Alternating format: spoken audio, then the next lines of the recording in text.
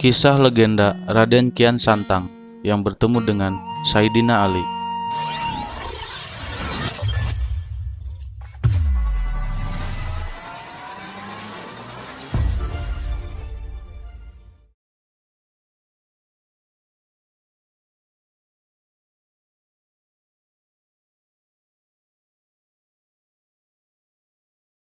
Assalamualaikum warahmatullahi wabarakatuh.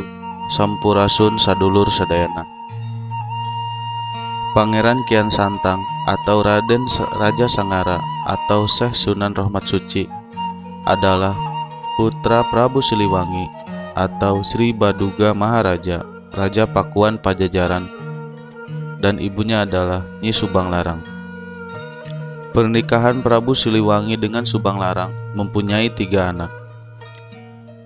Pangeran Walangsungsang atau Pangeran Cakrabuana, Nyimas Rara Santang, Ibu Sunan Gunung Jati, dan Raja Sangara atau Prabu Kian Santang. Ketika Kian Santang berumur 22 tahun, Prabu Kian Santang diangkat dijadikan Dalem Bogor kedua, yang saat itu bertepatan dengan upacara penyerahan tongkat pusaka kerajaan dan penobatan Prabu Munding Kawati, putra sulung Prabu Susuk Tunggal, yang dijadikan Panglima Luhur Pajajaran. Definisi mengenang peristiwa sakral penobatan dan penyerahan tongkat pusaka Pajajaran karena ditulisnya oleh Prabu Susuk Tunggal pada sebuah batu yang diketahui hingga sekarang dengan nama Batu Tulis Bogor. Peristiwa itu adalah perihal sahnya paling istimewa di lingkungan Keraton Pajajaran dan bisa diketahui oleh kita semua sebagai pewaris sejarah bangsa, khususnya di Jawa Barat. Prabu Kian Santang adalah sinatria yang gagah perkasa. Tidak benar yang bisa mengalahkan kegagahannya.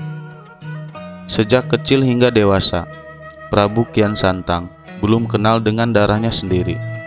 Dalam artian, belum benar yang menandingi kegagahan dan kesaktiannya di jagat Pulau Jawa. Sering beliau merenung seorang diri, memikirkan di mana benar orang yang gagah dan sakti yang bisa menandingi kesaktian dirinya. Berakhir Prabu Kian Santang memohon kepada ayahnya Prabu Siliwangi supaya mencari seorang lawan yang bisa menandinginya. Sang ayah memanggil seorang pakar nujum kepada menunjukkan siapa dan di mana orang yang gagah dan sakti bisa menandingi Prabu Kian Santang. Namun tidak seorang pun yang bisa menunjukkannya. Tiba-tiba datanglah seorang kakek-kakek yang memberitahukan bahwa orang yang bisa menandingi kegagahan Prabu Kian Santang itu adalah Saidina Ali yang tinggal di jauh di tanah Mekah.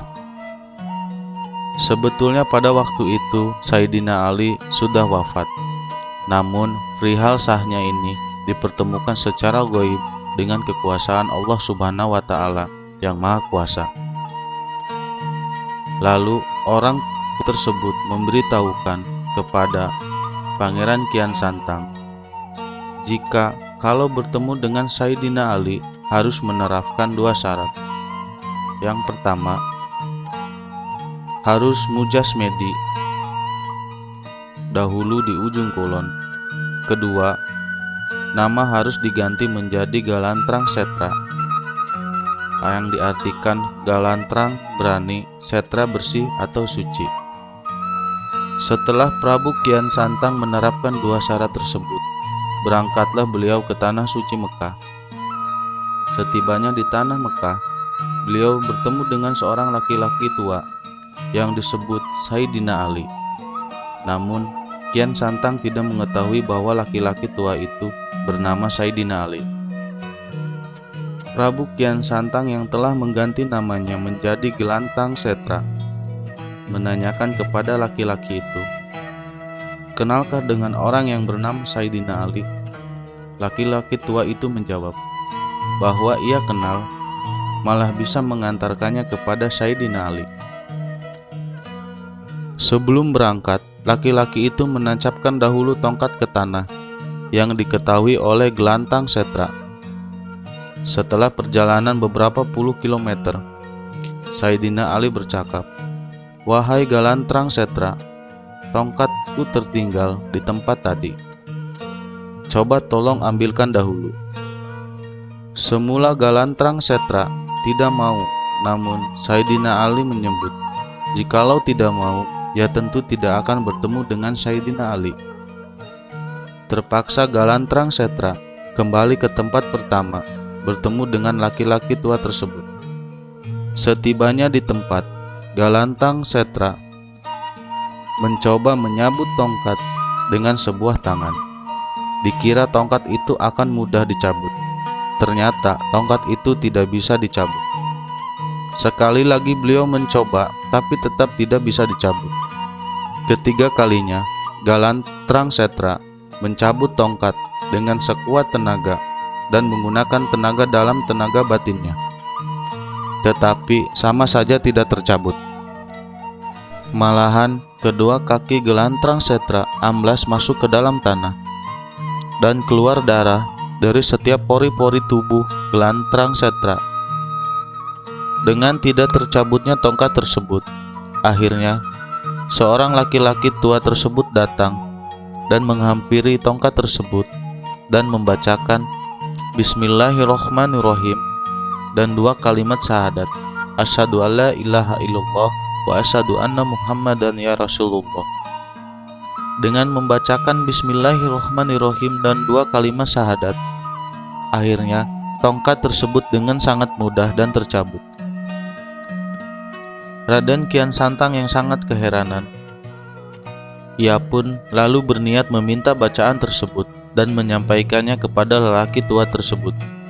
Akan tetapi, laki-laki itu menolak dengan alasan bahwa dirinya belum masuk Islam. Namun, saat melanjutkan perjalanan dengan laki-laki tersebut, ada yang memanggilnya dengan ucapan, "Ali, kenapa Anda pulang terlambat?" Seketika, Galantang Setra pun kaget. Ternyata yang bersama dirinya adalah Sayyidina Ali. Pada tahun 1348 Masehi, Prabu Kian Santang masuk Islam, dan ia menetap selama 20 hari sambil mempelajari ilmu agama Islam. Kemudian ia pun pulang ke tanah Pajajaran untuk menengok ayahandanya, Prabu Siliwangi, dan mengajaknya untuk masuk ke ajaran agama Islam. Pada tahun 1355 Masehi, ia kembali ke Mekah untuk belajar agama Islam dengan khusyuk dan kembali lagi ke Pajajaran pada tahun 1362 Masehi, dan ia berniat menyebarkan agama Islam di tanah Jawa.